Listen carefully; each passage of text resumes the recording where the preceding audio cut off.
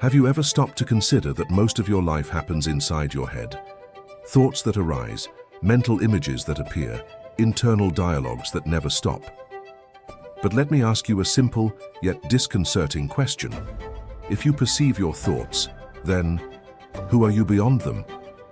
This question permeates philosophy, psychology, spirituality, and even modern science. Because perhaps consciousness isn't what you think.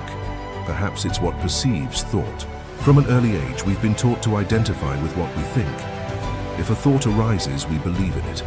If an idea appears, we become that idea. But upon closer observation, something curious happens. Thoughts come and go. They change throughout the day, the week, life. If they change all the time, how could they be the essence of who you are? Consciousness, in this sense, seems to be something more stable, more silent, more profound than the mental content that passes through it. In various ancient philosophical traditions, consciousness was understood as the field where experience takes place. Not as thought, emotion, or sensation, but as the space that allows all of that to be perceived.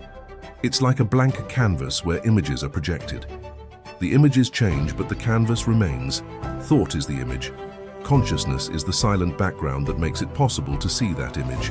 In modern psychology, especially in deeper approaches, the same realization is beginning to emerge. Suffering comes not only from what happens, but from the automatic identification with what one thinks about what happens. When a thought arises saying, "I am not enough," the problem is not the thought itself, but the fact that you believe it to be absolute truth.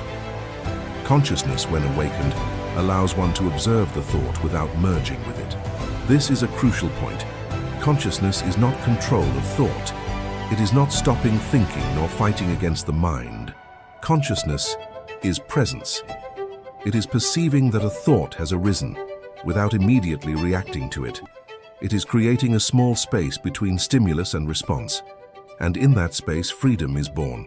Freedom of choice, emotional freedom, psychological freedom. When you begin to observe your thoughts, something interesting happens. They lose power. Not because they disappear, but because they cease to control your identity. You realize that thoughts are conditioning, products of your history, culture, education, fears and beliefs that you have absorbed throughout your life. Consciousness, on the other hand, has no form, no opinion, and does not judge. It simply observes. Many people confuse consciousness with intelligence or intellectual knowledge. But consciousness doesn't depend on knowing a lot, reading many books, or having great ideas. On the contrary, it manifests itself in the silence between thoughts. In the moment when you are totally present, without labels, without interpretations, simply perceiving what is. This is why states of mindfulness, contemplation, or silence have always been associated with the expansion of consciousness. There is also a profound practical implication in all this. When you live identified only with thought, you live on autopilot. You react to the world based on old patterns, repeated fears, and internal stories that are not always true. When you access consciousness beyond thought, you begin to respond to life more lucidly. Your decisions become less impulsive and more aligned with what truly matters. In daily life, this can be trained simply. Notice your breath for a few moments. Observe a thought without trying to change it. Feel your body before reacting emotionally. These small gestures create cracks in the automatic identification with the mind. And through these cracks, consciousness begins to manifest more clearly. Gradually, you realize that you are not obligated to believe everything you think, that thoughts are tools, not absolute truths, and that there is something within you, silent, attentive, present, that observes all of this happening. This something is consciousness beyond thought. It's not a distant mystical idea, but a direct experience accessible now at this very moment.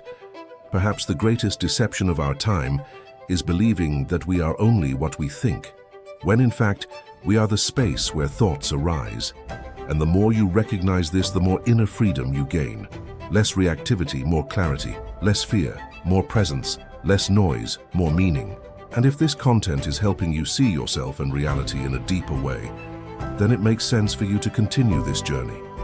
Subscribe to the channel so you don't miss the next videos, Like this content to support this type of reflection, activate the bell to follow each new topic and share it with someone who also, you're starting to question whether it's just your own thoughts or something much bigger than them. Because maybe true awakening isn't about thinking differently, but about realizing who you are before any thought even arises.